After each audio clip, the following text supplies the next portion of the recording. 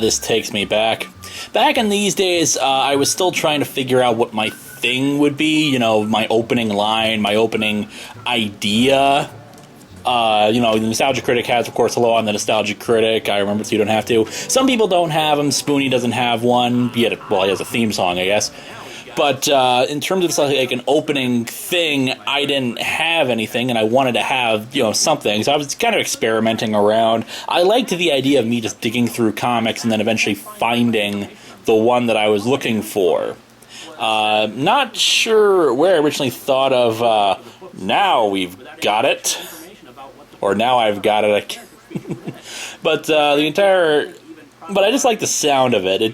I'm not sure it was good in any way, but it was fun. I enjoyed it.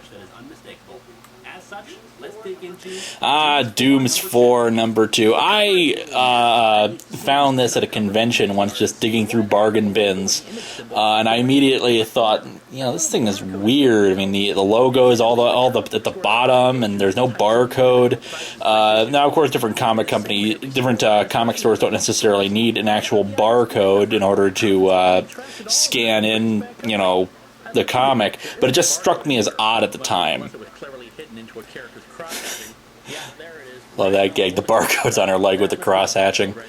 But yeah, this review turned, I think, into a very early hit, and I'm glad it did. And I really felt good about it. It was only my second review, but I'm already starting to make progress in terms of like developing character voices and making jokes. I thought it was funny at the time, and it just was so insane.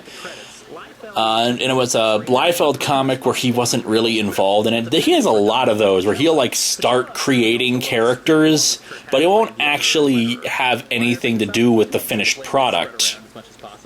The comic opens to, some kind of really phallic spaceship flying around. And the proportions. This is back during early Image, and of course, early Image style just was hideous for the most part. Everyone's trying to ape Rob Liefeld.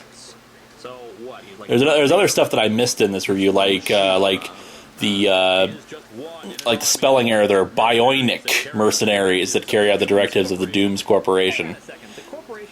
Seriously, who names your corporation Dooms Corporation? That you're just kind of sounding like you're an evil corporation.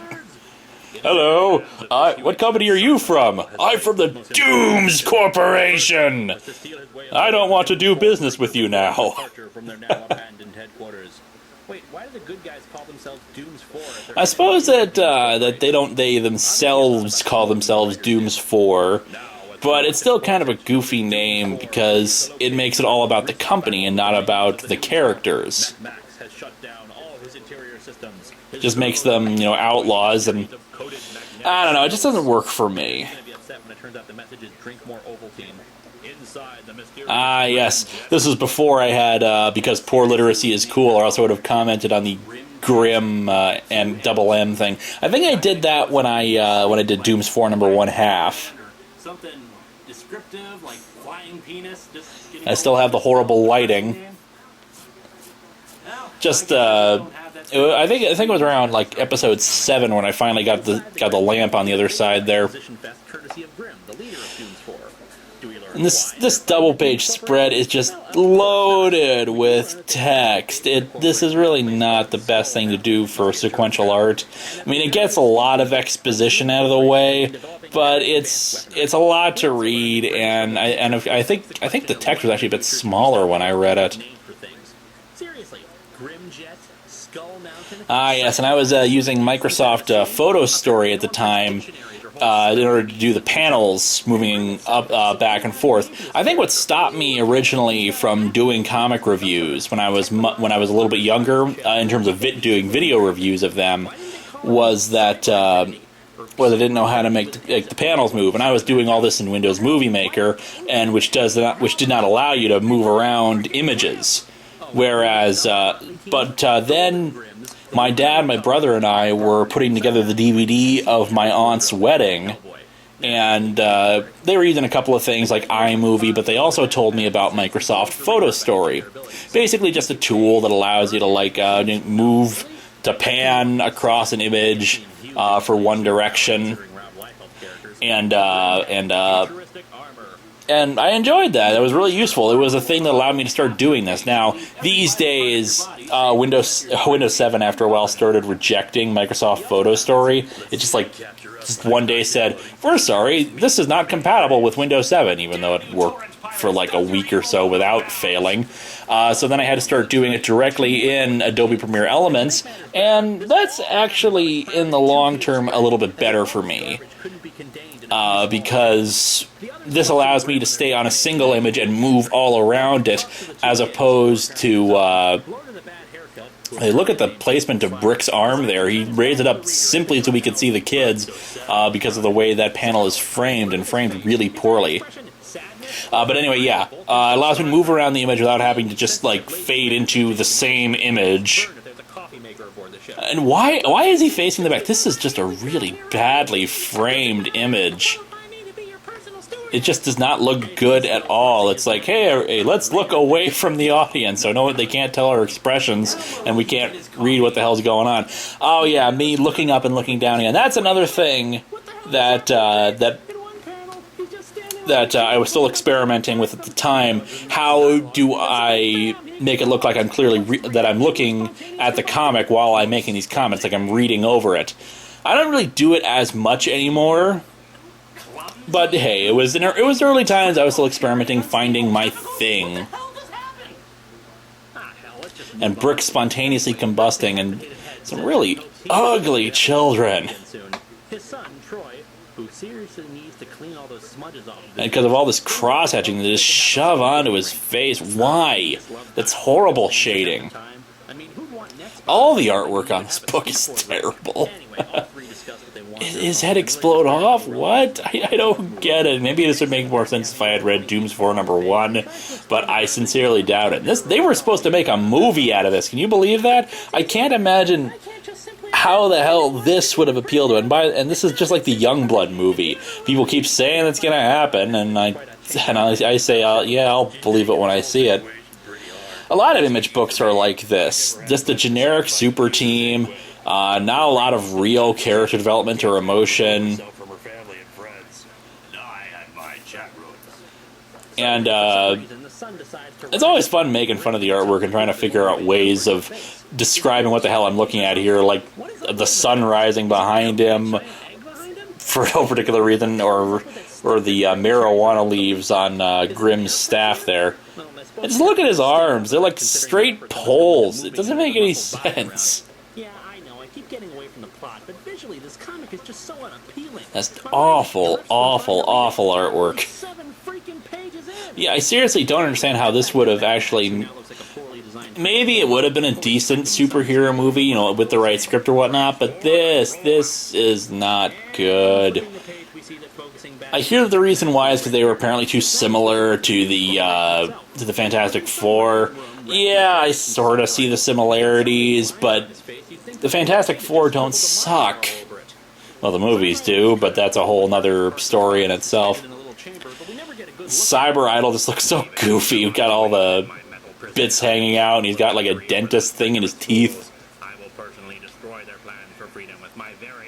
think I was kind of trying to go for Locutus of Borg voice. Oh, no, not Locutus of Borg. Just a general robotic voice. And I don't know if that came across right. I think I was planning on putting a filter on it, but it never really happened. And the Dooms Corporation is a big D on their building. That is just so damn goofy.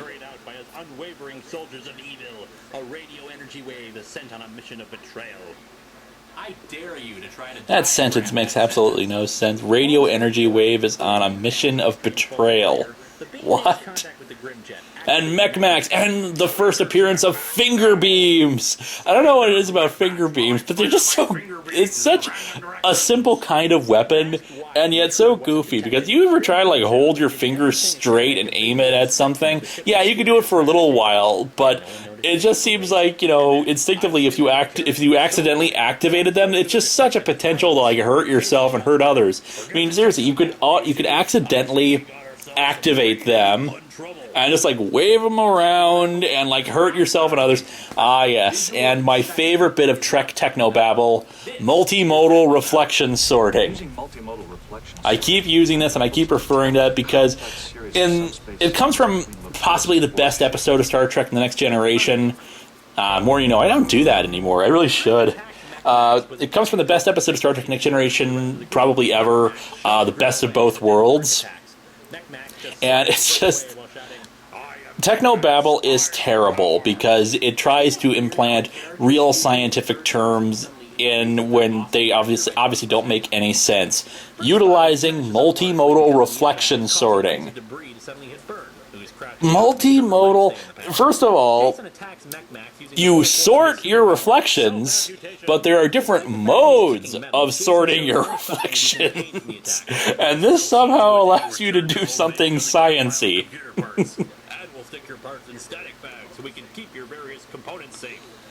Max is an awful villain, too. He's just saying, like, random crap. It doesn't make much sense.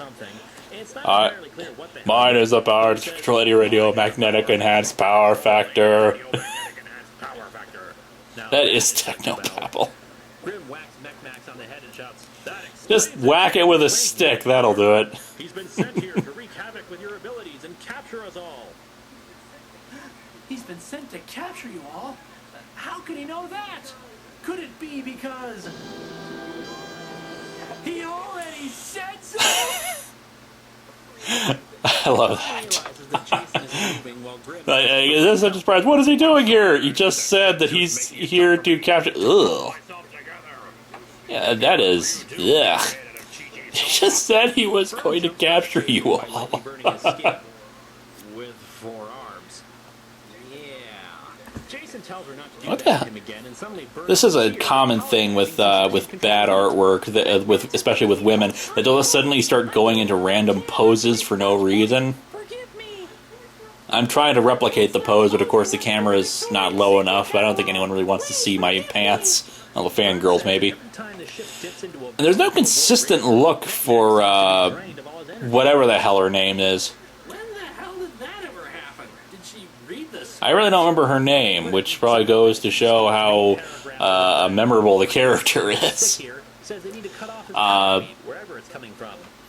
Yeah, she doesn't look consistent from page to page. She exports like 4 or 5 different looks, and that's terrible for a comic book, especially for one. I really should revamp my review of Thunderstrike #1. It's really not that bad a comic in the grand scheme of things, but it has another really stupid villain in Carjack. But that's another story. So yeah, Cyber Idol takes control of Max, or becomes Max. She's still lying on the ground. Get up, woman! Show some pride! Brick, in his sand form, sneaks up behind Cybermax and attacks, but his powers get disrupted again and he gets blown up. I'm not sure what happened. Ugh, I can't tell. For someone who's supposed to be Brick, he just he keeps melting. I won't sit idly by while you attempt to destroy us. And by that I mean... Yeah, my timing is off in these early episodes. Of course, I'm still doing that looking up from the comic thing.